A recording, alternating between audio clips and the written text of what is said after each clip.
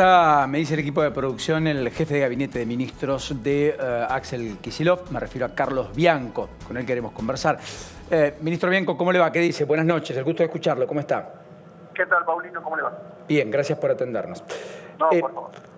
¿Cuál era el margen de negociación al cual estaba dispuesto a terminar con un resultado exitoso en la provincia de Buenos Aires después de la presentación del proyecto de ley el día 24 de diciembre? Quiero decir, ¿qué estaban dispuestos a acordar, pactar o negociar para que la oposición pudiera interactuar para consensuar un proyecto común? Mira, nosotros tuvimos varias reuniones, algunas estrictamente explicativas del proyecto, en mesas más chicas, en mesas más grandes. Inclusive fuimos ayer por la tarde, me acompañó el ministro de Hacienda y Finanzas y el director de ARBA a explicarle el espíritu y los detalles y los artículos, en tanto lo requirieran con el detalle que los diputados y senadores quisieran, a la Cámara de Senadores, en una reunión en donde había tantos senadores como diputados oficialistas y de la oposición. Hicimos una explicación muy amplia y detallada. No nos hicieron muchas preguntas, no nos hicieron comentarios, no nos hicieron propuestas. Después se instaló una mesa de negociación en donde los interlocutores fueron cambiando sin ninguna lógica visible. Aparecía uno, desaparecía, venía uno, venía el otro. Pero cuestión que terminamos a la 1:30 de la mañana escuchando todas las propuestas, dudas, recomendaciones, puntos a discutir o renegociar. Tomamos prolija nota de esos puntos. Después al otro día temprano o por la noche, no, al otro día temprano nos pasaron el punteo. Trabajamos toda la mañana desde temprano al día de hoy en dar explicación a los puntos e inclusive íbamos a aceptar algunas de las cuestiones que nos proponían, otras no estábamos de acuerdo. Una negociación se trata de eso. ¿Cuáles? Pero el punto, mira, había como 10 o 15 puntos más técnicos, algunos o más puntuales, pero bueno, eso quedará para la próxima negociación. Yo no quiero adelantar cuáles porque son materias de negociación y las tenemos que discutir con ellos. Y en muchos casos nosotros estábamos dispuestos a aceptarlos en tanto y en cuanto justificaran, porque ellos nos pasaron como una lista de recomendaciones. Queremos conocer la justificación que nos dan para muchos de esos puntos. Y habíamos quedado ayer a la noche, a la 1:30 de la mañana, en juntarnos hoy nuevamente a las 10:30 con ese grupo de senadores y diputados de la oposición. Bueno, nosotros estuvimos trabajando desde temprano para responder, para negociar con los instrumentos como corresponde. Fuimos a las 10:30 al despacho del diputado Cuto Moreno y nunca llegaron. Pasamos horas ahí perdiendo el tiempo, venía mandaban mensajes, ya bajamos en 10 minutos, no más tarde porque se reunió el bloque, el otro semibloque, etcétera. Nos estuvimos mareando la perdiz como 3 o 4 horas. Después se acordó una prórroga hasta las 3 de la tarde y ya no hubo más explicaciones de nada. Cuando llamamos a quórum inclusive se podía dar quórum y discutir ahí, como ha pasado cientos y miles de veces en los cuerpos legislativos de la provincia, de la nación, de otras provincias, discutir el proyecto ahí in situ, y no quisieron dar quórum. Me parece que no hay que hacer una lectura política muy profunda. No quisieron dar quórum, no estuvieron dispuestos a discutir el proyecto de ley seriamente. Nosotros estamos dispuestos a discutir todo. Discutir es discutir y negociar es negociar. Eso no implica que íbamos a aceptar cualquier cosa, porque este es un proyecto de ley que está presentando el Ejecutivo, el gobernador, que ganó con un 52%, y ganó con un 52% porque más allá de propuestas, de su campaña, etcétera, también la gente le dijo no a una elección de un gobierno que había hecho las cosas muy mal durante 4 años, porque si no, no hubiese sacado una diferencia tan grande. Entonces, ese es el punto. Nosotros estábamos abiertos a discutirlo, lo hemos hecho, pero nos encontramos con 2 problemas, me parece. La falta de voluntad de discutir y la falta de interlocutores claros en la discusión. Ministro, uno no puede negociar con 10 interlocutores distintos en 2 días, y que además se van corriendo la cancha todo el tiempo. Ministro, ¿cómo le va? Ignacio Ortelli lo saluda. Le quiero consultar, bueno, acaba de tuitear Axel Kicillof, habló de que no iba a aceptar extorsiones, también lo mencionó en la conferencia de prensa. Le quería consultar porque hizo alguna alusión a alguna actitud de la oposición respecto a un cambio por cargos y demás. ¿Creen que, digamos, la oposición está detrás de ese tema solamente o tal vez tiene alguna objeción genuina, digo, respecto al tema de técnico de los aumentos, que después también le voy a consultar al respecto? Ojalá que no, digo yo, ojalá que no. Pero lo que sí es cierto es que al mismo tiempo nos plantearon 2 mesas de discusión, una por cargos, que les corresponden algunos por ley a la oposición, otros por uso y costumbre, como explicó el gobernador, y otra más técnico-política para discutir la ley. Y bueno, cuando se cayó una cosa, se cayó la otra. O cuando se dejó de discutir una cosa, dejaron de discutir la otra. No sé, yo no quiero sacar ninguna conclusión, no me quiero apresurar, eso es lo que ha dicho el gobernador, pero es cierto, no nos vamos a dejar extorsionar con ninguna de estas cuestiones, si es que las hay. Respecto al tema técnico, le consulto, ¿es cierto que solo el 6% va a estar alcanzado por una suba de hasta 7.500 pesos de aumento anual? Sí, el 94% de las partidas de los contribuyentes, estamos hablando del inmobiliario urbano, el 94% va a tener aumentos de como máximo 7.500 pesos anuales, pagaderos en 5 cuotas y con un descuento del 20% si efectivamente se paga a principio del año en la primera cuota. No consideramos que eso sea un impuestazo, ni mucho menos, pero más allá de eso, nosotros inclusive estábamos dispuestos a discutir el impacto de la alícuota del tope del 75. De hecho, anoche habíamos estudiado una propuesta, le habíamos dicho que la íbamos a estudiar y hoy esta mañana le queríamos presentar una serie de propuestas, pero bueno, no se sentaron a negociar, ese fue el problema. O sea que ustedes están dispuestos a que... No hubo voluntad de negociación, ellos decían, mandaban mensajitos, si están dispuestos, o mandaban mensajes por gente que pasaba al despacho, que yo la verdad que no sé ni quién era, ni de qué se dedica, asesores, la verdad, no, si no se baja del 75 la alícuota máxima no discutimos. Pero a veces si uno está preocupado por la clase media, no se tiene que preocupar por el rico que eventualmente pagaría el 75, sino efectivamente si había una preocupación por la clase media para que no pague el 75. Nosotros estábamos dispuestos a correr la cantidad de partidas que estén alcanzadas por una partida intermedia del 60, del 55, había que discutirlo, y que solo las partidas, los propietarios de mayor superficie, de mayor valor, alcancen el 75%. Y es una cuestión caprichosa, me parece que hacen un fetiche del 75, Garro no tuvo empacho en decir es una locura el 75 y él puso topes de hasta el 80. Me parece que hay un nivel de hipocresía en la dirigencia de la oposición. Sí, claro, me pero parece que es evidente. Ahí Garro dice que el 99,3% va a pagar en su ciudad, en La Plata, el 45% de aumento y solo el 0,6%.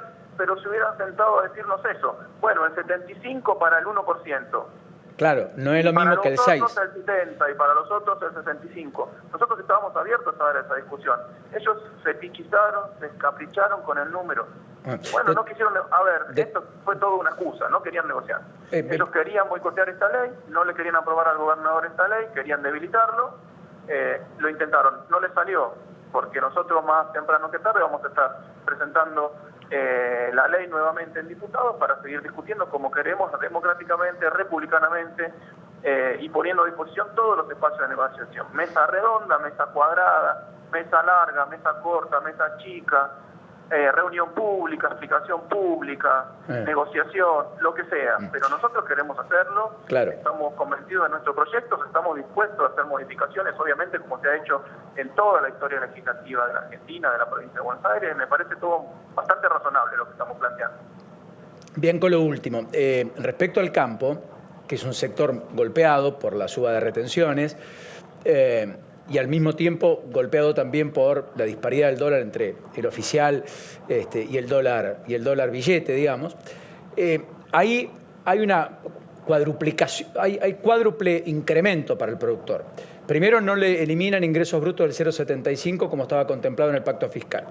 Después le aumentan bienes personales porque no modifican los mínimos imponibles, decisión del gobierno, y además le duplican la tasa del 0,25 al 0,50, y si tiene grandes extensiones le lleva la tasa mucho más arriba.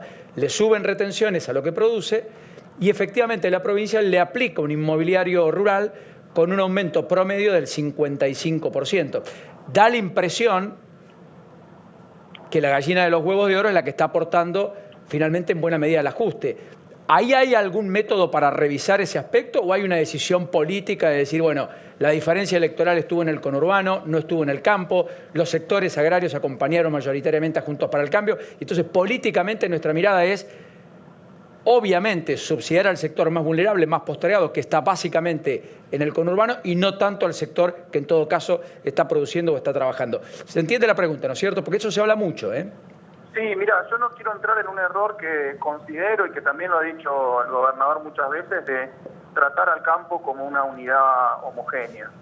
El campo son muchas cosas, son grandísimos terratenientes que con un valor de la soja a 14.000 pesos como está hoy, obtienen muchísimas ganancias, pero el campo también son pequeños productores, tamberos, avícolas, agropecuarios en general, de pequeñas extensiones que sí efectivamente tienen muchas veces dificultades para tener una rentabilidad razonable. Por eso yo no quiero entrar en esa cuestión de que el campo aporta todo. Yo digo que algunos sectores del campo han obtenido ganancias extraordinarias en los últimos, me animo a decir, 20 años en Argentina, y otros sectores han en algunos periodos obtenido unas ganancias razonables, en otros periodos han tenido dificultades. Justamente por eso, y no quiero hablar por el gobierno nacional, porque yo no formo parte del gobierno nacional, pero es Vox Populi, que se están implementando reintegros a las retenciones a las exportaciones, como lo había hecho en el anterior gobierno la presidenta Cristina Fernández de Kirchner, cuando estuvo Axel como ministro de Economía, que se le reintegraba a los pequeños y medianos productores el monto equivalente a las retenciones que se cobraban en las exportaciones. Ahora eso se va a volver a implementar, por un lado, y por el otro, nuestro proyecto también está segmentado, también es progresivo, y efectivamente los productores más chicos iban a pagar solamente un aumento del 15%, con una inflación que ya conocemos que es del 55%, es decir, una caída en términos reales del 40% del impuesto inmobiliario rural, otros 35% con una caída de 20%, y los más grandes iban a pagar algunos 55 y algunos 50, perdón, y otros 75, los más grandes, y eso sí eran un puñado, como dije en alguna otra nota, y lo tomaron como chicana. Son 200 campos de los más grandes de la Argentina, 2.000 hectáreas, muchas de ellas en zona núcleo, con valores superiores fiscales, valuación fiscal, 1 millón. A mí me parece que la batería le jugó una mala pasada. De la provincia de Buenos Aires, zona núcleo, la hectárea de campo está a $14.000, lo conocemos, lo sabemos, $12.000, $14.000. Me parece que es una buena propuesta, sigue siendo una buena propuesta, que no ha tenido inclusive muchas quejas desde la oposición, que desde las organizaciones del campo, por ejemplo Carvap, no han hecho reclamos sustantivos, han pedido un pequeñísimo ajuste en las alícuotas del medio, y que organizaciones como Federación Agraria salieron a apoyar la segmentación y la progresividad del impuesto. No le veo por parte de la provincia ningún problema, así que ahí no se centró la discusión. La discusión se estaba centrada más en inmobiliario urbano, que ya hemos dado las explicaciones de por qué nosotros no consideramos que eso sea un impuestazo y se quita. Muy bien. La última pregunta, Bianco, lo retenemos un minuto más con el querido Nacho. Sí, Bianco, le quiero consultar cómo son los pasos a seguir ahora, qué tienen pensado hacer, si tienen alguna fecha límite para conseguir la aprobación de esta ley, cómo sigue en materia, digamos, si se quiere hasta de cronograma, este tratamiento. No, mira, estamos trabajando con reloj para presentar nuevamente el proyecto de ley en diputados ahora. No hay un límite, pero lo vamos a hacer lo antes posible, porque nosotros entendemos que la oposición va a cobrar razonabilidad, va a poder comportarse de manera responsable, a diferencia de lo que hizo hoy. Entonces le queremos dar una nueva chance de volver a discutir esto en donde quieran, con quienes quieran, digamos. Nosotros estamos abiertos a explicar, a discutir, a llevarlos a una mesa a hablar, como hemos hecho, como te conté estos días, digamos. Yo creo que en la historia de la provincia de Buenos Aires no pasó lo que pasó en los últimos días, que 3, 4 ministros estuvimos en persona, negociando, explicando hasta altísimas horas de la madrugada, a disposición todo el día, con el teléfono abierto. No pasaba eso en el gobierno de Vidal. Nos contaron nuestros diputados y nuestros senadores que no pasaba eso. Bueno, pero bueno, yo ahí le diría a Bianco, vamos a seguir haciendo eso. En rigor a la precisión, fueron varios los ministros que fueron cada discusión de presupuesto y jamás se aprobó en la misma semana una ley ómnibus como la que está planteando el mismísimo Kicillof y usted que la plantearon el 24, el día martes, y la quisieron aprobar el día jueves. Eso en términos generales nunca pasó, digamos. Y nunca tampoco una ley fiscal antes de una ley de presupuesto, por caso. Paulino, una precisión de algo que usted comentó antes que yo esté al aire, pero que estaba escuchando. La ley se presentó el 24 a las 14 horas, no a las 19. A las 14, Lo que yo digo es que en esta situación de emergencia, si la oposición quiere trabajar, que se sienta a trabajar. Todos tenemos familia, todos estamos trabajando. Me parece una irresponsabilidad que la oposición diga que tuvieron 3 días para ver la ley y no pudieron verla porque había muchos artículos. Y que encima te digan, uy, no me pude ir antes de vacaciones. Me parece una irresponsabilidad. Gracias por este intercambio, gracias por este diálogo. Hasta la próxima. Bianco, buen año, le deseo lo mejor, naturalmente. Buen año, Paulino, a usted y a su equipo. Un abrazo, termine bien la noche. Ahí estaba el ministro jefe de gabinete de la provincia de Buenos Aires, Carlos Bianco.